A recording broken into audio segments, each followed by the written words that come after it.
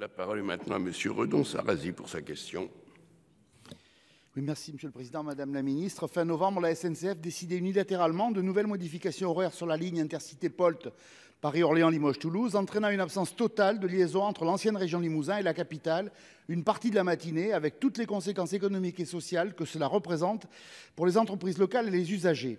On suivit ensuite déraillement de trains de marchandises, 8 jours d'interruption de trafic, givre, pluie verglaçante, le tout entraînant une dégradation entre fin janvier et fin février inédite du service. Depuis 30 ans, tel est le quotidien des habitants des départements qui voyagent sur cette ligne. Modification d'horaires et suppression de trains, sans solution de substitution fournie par la SNCF, retard systématique atteignant parfois plusieurs heures, accidents à répétition. La situation est tellement critique que le groupe Legrand, une des seules entreprises du CAC 40 ayant son siège en province, a clairement évoqué un risque de départ. Le porcelainier Bernardaud a fait état de sérieuses difficultés dans son développement et de nombreuses entreprises signalent des pertes de chiffre d'affaires du fait de ces difficultés d'accès.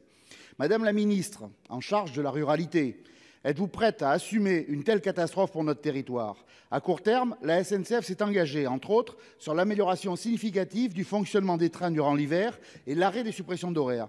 Mais les usagers de cette ligne attendent davantage. Le rétablissement des 14 allers-retours qui existaient jusqu'en 2015, avec desserte bien sûr des gares intermédiaires, développement du fret et des trains de nuit. Pouvez-vous m'assurer que les délais annoncés pour les travaux de régénération de la ligne et la livraison de nouvelles rames seront tenus et que la modernisation qui mettrait Limoges à 2h30 de la capitale sera engagée avec en particulier la commande de rames supplémentaires, seul moyen sérieux d'y parvenir? Collègue, et maintenant la réponse de la ministre. Merci Monsieur le Président, Mesdames et Messieurs les sénateurs.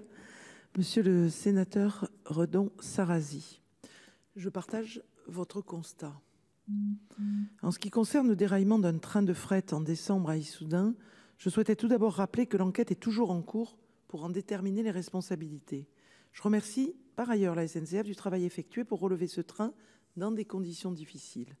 La réduction du plan de transport cet hiver sur la ligne Paris-Limoges-Toulouse est largement due au faible nombre de locomotives racleuses mises à disposition par SNCF Réseau pour traiter le givre, et ce, malgré une amélioration partielle de la situation grâce à la mise en service par SNCF Intercité à ses propres faits d'une locomotive racleuse supplémentaire. Le ministre chargé des Transports a exprimé son exigence au gestionnaire d'infrastructure clairement.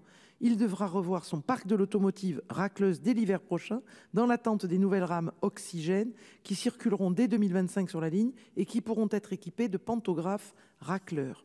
Au-delà de ces problèmes saisonniers, le gouvernement a demandé au groupe SNCF des actions concrètes pour améliorer la qualité de service sur cette ligne primordiale pour assurer convenablement la desserte de nos territoires. À cet effet, un groupe de travail technique réunira trimestriellement l'État, le groupe SNCF, le monde économique et associatif, ainsi que les parlementaires et élus du territoire pour rendre compte de la mise en œuvre de ce plan d'action et évaluer l'amélioration de la qualité du service. Le ministre chargé des Transports participera à la première réunion de ce groupe de travail technique à Limoges dès la fin du mois de février. Merci. Merci Madame la ministre. Et Monsieur Redon-Sarrazy dispose de 24 secondes. Oui, Madame la ministre, je ne trouve pas dans vos propos la réponse précise à la question qui était posée.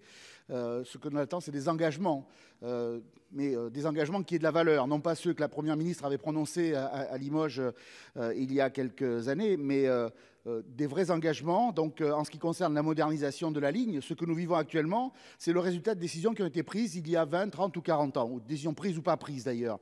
Si vous ne voulez pas que l'on fasse les mêmes constats dans 20 ans, c'est aujourd'hui qu'il faut agir, notamment par la commande de nouvelles rames pour apporter le service que l'on attend tous et qui n'est pas...